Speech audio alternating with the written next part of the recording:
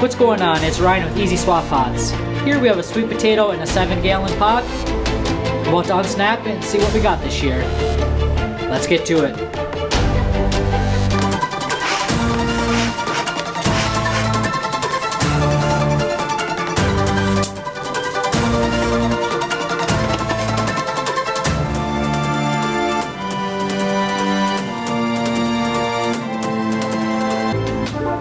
That's a nice fibrous root structure for one plant.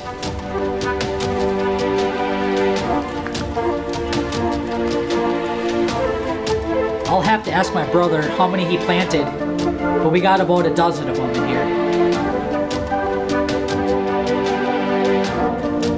Thanks for watching. We'll catch you next time. Peace.